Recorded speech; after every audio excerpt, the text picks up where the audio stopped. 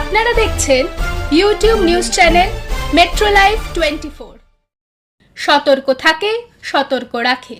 5ই জুলাই রবিবার বারুইপুর সূর্যপুরের নাবালিকার দেহ উদ্ধারের পর দফায় দফায় উত্তপ্ত হয় এলাকা।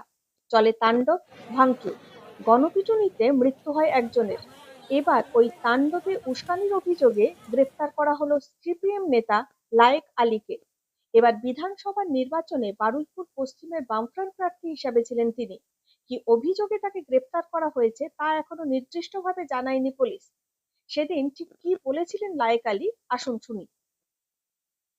আমি খবর পেলাম আজকের একদম ভোরের বেলা একটা 9 বছরের বাচ্চা, তাকে কয়েকজন দুষ্কৃতী যারা বিজেপির সমর্থক তারা কি তুলে নিয়ে গিয়ে রেপ করেছে, করে হত্যা করেছে, খুন করেছে। নাবালিকাকে পুকুরে ডুবিয়ে রেখেছিল। এলাকাবাসী তাদেরকে, এই সমস্ত হত্যাকারীদেরকে যখন ধরে থানায় তুলে দেয়, ক্যাম্পে এসে এখানকার বিজেপির নেতা শান্তনু মণ্ডল এই 1.5 মাস জুম্মা 8 দিন হয়েছে নেতা হয়েছে, আগে নানা রকম কুকীর্তিতে যুক্ত ছিল। সে তার নির্দেশে পুলিশ ওই অভিযুক্তদের ছেড়ে দিল। এলাকাবাসী, সমস্ত এলাকাবাসী রাস্তায় নেমেছে। এই অভিযুক্তদের অবিলম্বে অ্যারেস্ট করতে হবে। অভিযুক্ত পুলিশ অফিসার যে এদেরকে ছেড়ে দিল তাকে সাসপেন্ড করতে হবে। আর এই বিজেপি নেতা শান্তনু মণ্ডল যে এই অপকর্মকে প্রশ্রয় দিল তাকে অবিলম্বে অ্যারেস্ট করে সমান শাস্তি দিতে হবে। তাদেরকে।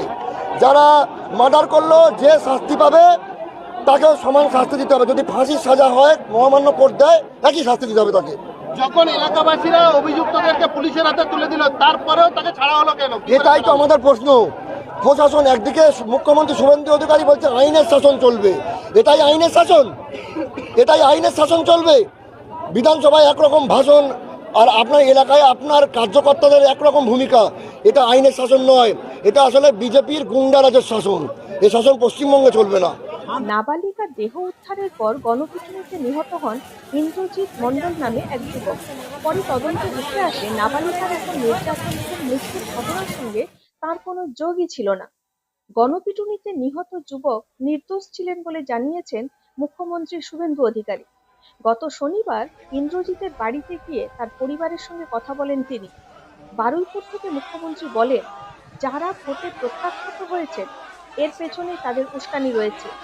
আরো যা বলেছিলেন মুখ্যমন্ত্রী, শুনুন। ইন্দ্রজিৎ মণ্ডলের যে মব লিঞ্চিং, এটা মব লিঞ্চিং আমি বলবো না, এটা কমপ্লিটলি তার নাম পরিচয় দেখে তাকে খুন করা হয়েছে।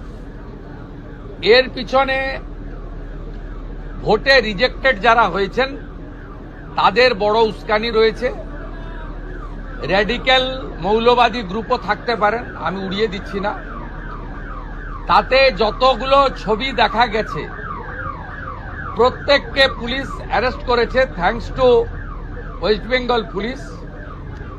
একজনকে বকখালি থেকে তুলেছে, একজনকে দীঘা থেকে তুলেছে, এবং যাদের ভিডিও ফুটেজে সোশ্যাল মিডিয়াতে দেখা গেছে একটা 35 বছরের অবিবাহিত যুবক ছেলেকে হাত পা বেঁধে নৃশংসভাবে পিটিয়ে মারা হয়েছে সংগঠিতভাবে।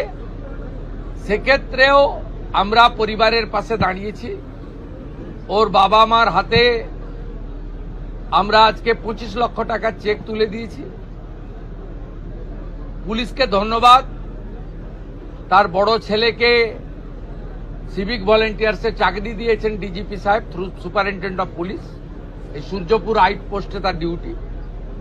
ডিএমকে ধন্যবাদ যে বাড়িটা ভেঙেছিল রিপেয়ার করে দিয়েছে 2 দিনের মধ্যে। বাবার বার্ধক্য ভাতা, মায়ের অন্নপূর্ণা দুটোই ডিএম সাহেব চালু করে দিয়েছে। আমরা এই পরিবারের দায়িত্ব নিয়েছি। ইন্দ্রজিৎকে আমরা ফিরিয়ে দিতে পারবো না। ইন্দ্রজিতের প্রত্যেকটা খুনি সমানভাবে ওই একরত্তি ছোট্ট কন্যার খুনিরা, শারীরিক নির্যাতনকারীরা যেভাবে আমি কথা দিয়েছি কাস্টডি ট্রায়াল হবে, ইন্দ্রজিতের খুনিদেরও তাদেরও খুব চূড়ান্ত চরম ভারতীয় ন্যায় সংহিতাতে যে শাস্তি আছে পাবে।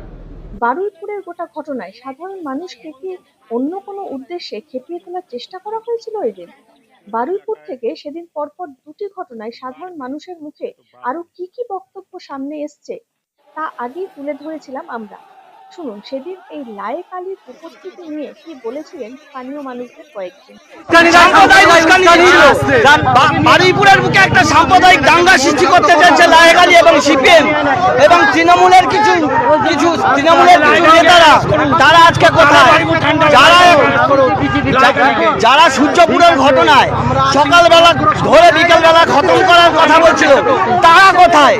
তাদেরকে আমি দেখতে চাই, লায়েক আলীকে দেখতে চাই, সিপিএম এর নেতাদের দেখতে চাই, যারা প্রতিনিয়ত নিজেদেরকে সেকুলারিজমের মধ্যে আটকে রেখে শুধুমাত্র ইসলামিক তোষণ করে যাচ্ছে। সেই তোষণকারী সিপিএমকে দেখতে চাই, তোষণকারী তৃণমূলকে দেখতে চাই। তারা সব সময় হিন্দুদেরকে নরম ভেবে সব সময় এরকম ভাবে সাম্প্রদায়িক উস্কানি দেবে এবং হিন্দুরা সব সময় পিছিয়ে থাকবে, এটা হতে পারে না। ওদেরকে জবাব দিতে হবে।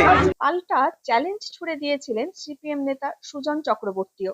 অনেকবার ফাঁসাতে চেয়েছে, আরো যদি ফাঁসাতে চাইবে, কিন্তু মানুষ বুঝবে যে কি দুর্দশায় পড়েছে বিজেপি।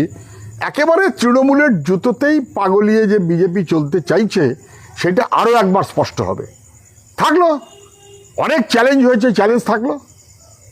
তবে সূত্রের খবর, এলাকায় বিক্ষোভের সময় অবরোধ, ভাঙচুর, পুলিশ কর্মীদের ওপর হামলার ঘটনায় তার যোগাযোগ পাওয়া গিয়েছে। সেই সূত্র ধরে গ্রেপ্তার করা হয়েছে সিপিএম এর রাজ্য কমিটির সদস্য লায়েক আলীকে। ঘটনার দিন বিক্ষোভের সময় লায়েক ঘটনাস্থলে উপস্থিত ছিলেন। পুলিশ সূত্রের দাবি, তদন্তে উঠে আসা তথ্যের ভিত্তিতেই তাকে গ্রেপ্তার করা হয়েছে। সোমবার বারুইপুর মহকুমা আদালতে হাজির করানো হবে তাকে। ঘটনার তদন্তে আরো কয়েকজনের ভূমিকা খতিয়ে দেখা হচ্ছে বলে পুলিশ সূত্রের খবর।